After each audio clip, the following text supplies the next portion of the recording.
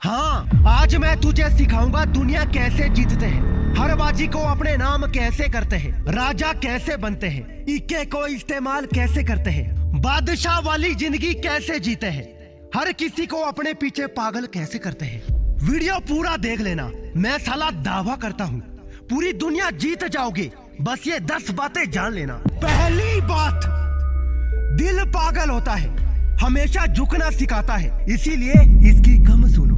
अगर दुश्मन गले मिलने को कहा तो उस वक्त दिल की सुनोगे तो दिल यही कहेगा वाह क्या आलम है, जा जाकर गले मिल ले उसे। लेकिन दिमाग क्या कहता है, देख भाई वो अभी भी दुश्मन ही है। जिसके दिमाग में एक बार किसी को मारना लिख गया, हो सकता है वो थोड़े समय के लिए बदल जाए, लेकिन जैसे उसको मौका मिला ना भाई वो मार देगा उसे। तो उस वक्त अगर लॉजिक लगाया जाए, दिमाग दौड़ाया जाए, तो यही पता चलता है कि दुश्मन के गले लगो मगर अपनी सारी इंद्रियों को खुली रखकर और पूरी तरह से तैयार रहते हुए, क्योंकि वो साला पता नहीं अपने जिस्म में कोई हथियार छिपाया हो और तुम ऐसे ही मिलने जाओ गले और पेट फाड़ दे वो। इसलिए दिमाग को लगाना सीखो। दूसरी बात, इंद्रियों को वश में करो। मोह माया प्यार मोहब्बत सबका सब साला इंसान को कमजोर बना देता है, इंसान की कमजोरी बन जाता है, इंसान को अपने सामने झुकने पर मजबूर कर देता है। पहली चीज है मोहब्बत और दूसरी चीज है अश्लीलता। ये दोनों इंसान को बर्बाद कर देती है। अगर सोचते हो कभी इस दुनिया पर राज करोगे ना तो इस दोनों से दूर रहो। चाहे बात केजीएफ का हीरो रॉकी भाई की करे, वो बंदा भी आखिरी में जो हार और मौत के करीब आया उसकी वजह उसका प्यार में डूबना ही था। जब चंद्रगुप्त मौर्य को राजा बनाने का सपना देखा था ना चाणक्य ने, तभी भी चाणक्य ने पहली चीज यही कही थी कि प्रेम प्रसंग से दूर रहना। प्रेम इंसान को अंधा कर देता है और अंधा बनकर जिंदगी जीना एक आम आदमी के लिए ठीक है, लेकिन एक राजा के लिए बिल्कुल नहीं। दोस्त, इसीलिए अपने इंद्रियों को वश में करो। किसी लड़की को उस नजर से कभी मत देखो। एक ऐसा राजा कुत्ते की मौत मरता है जो अपनी इंद्रियों को वश में नहीं रखता। तीसरी बात, साम दाम दंड भेद करना सीखो।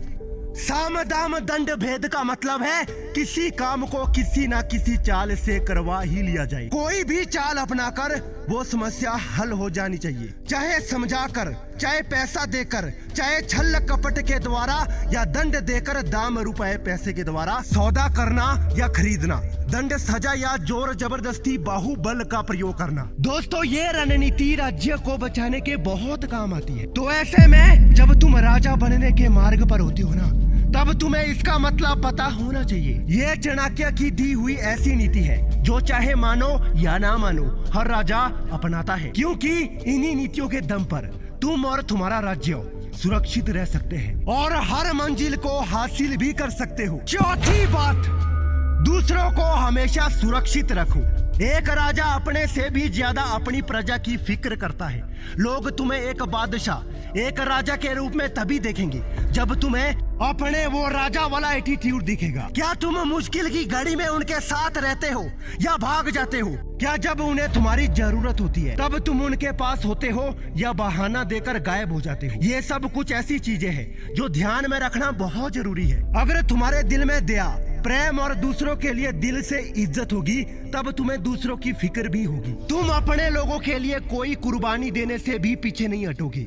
लेकिन बात यहाँ राजा बनने के बाद की है। उससे पहले सबसे पहले खुद को संभालना है, खुद को बड़ा बनाना है, और जब राजा बन जाओगे तब अपने लोगों का हर सपना पूरा कर दिखाना है। पांचवी बात, मर्यादा में रहना शुरू करो। मर्यादाहीन राजा नहीं, रंक होते हैं। चाहे किसी भी वीर राजा की कहानी उठाकर पढ़ लो, उसे देख लो, तुम्हें वो मर्यादाहीन तो कभी नहीं दिखेंगी। बिना मर्यादा में रहे, बिना अनुशासन में रहे कोई राजा बन ही नहीं सकता। राजा बनने के लिए एक मर्यादा सेट करना पड़ता है, अपने लिए कुछ नियम तैयार करने पड़ते हैं। मर्यादा में कई चीजें शामिल होती है, जैसे औरतों और बच्चों के साथ पेश आने का सही ढंग, बड़ों की बातों को स्वीकारना, अपने लोगों के हित के बारे में सोचना, कभी भी अपने किरदार पर किसी भी तरह का दाग नहीं लगने देना, ना ही गलत करना और ना गलत होते हुए देखना, हर तरह से बस सही ही करना और लोगों के साथ अच्छा ही करना। ये सब वो खासियत है जो मर्यादा में रहने वाले पुरुषों में, उत्तम पुरुषोत्तम राजाओं में देखे गए हैं। इन्हें मान लोगे, जिंदगी को कामयाब कर लोगे। छठी बात, मजबूत रणनीति तैयार करो। एक राजा बनने से पहले उस राजा के पास एक मजबूत रणनीति होनी चाहिए, तभी वो अपने दुश्मनों के खिलाफ लड़ पाएगा, उनसे जंग करके जीत पाएगा। जरूरी नहीं सिर्फ राज्य करने के लिए ही मजबूत रणनीति बनाया जाए, बल्कि जिंदगी के जिस भी काम में सफल होना चाहते हो ना, ऐसे खतरनाक नीतियों के साथ मैदान में उतरो कि साला दुश्मन के पैरों तले जमीन खिसक जाए। अपने हर दाव के लिए, अपनी हर उड़ान के लिए खास रणनीति तैयार करना सीखो। उसकी स्ट्रेटेजी पहले बनाओ। जब हाथ में पूरा प्लान होगा ना, तो कभी कोई हरा नहीं पाएगा। सातवीं बात, खतरनाक बनो। खतरनाक होना कामयाब होने से भी बड़ी अचीवमेंट है। साला इतने खतरनाक बनो कि पूरा काफिला कांपे, सिर्फ एक तुम्हारी वजह से। तुम्हारे खिलाफ कोई खड़ा होने की हिम्मत ना करे।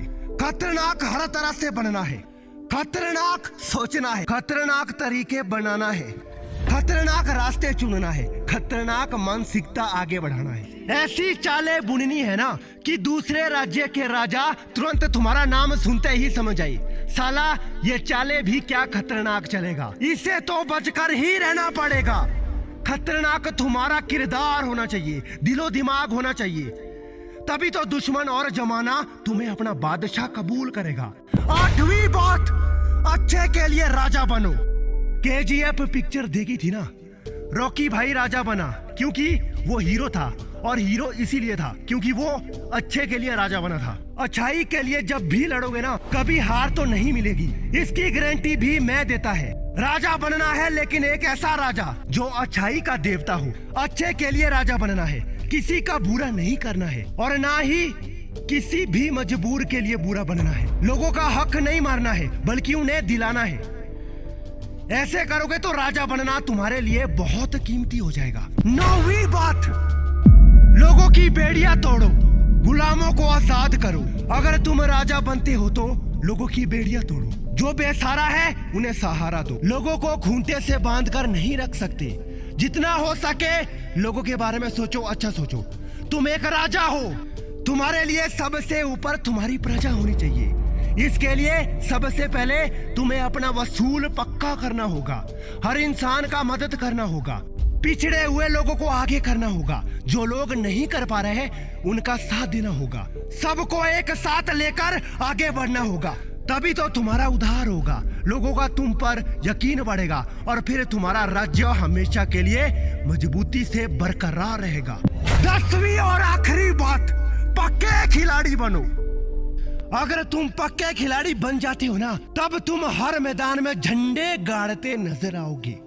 हाँ, बिल्कुल सही सुना तूने। इसके लिए तुम हर तरह से एक पक्का खिलाड़ी बनना होगा।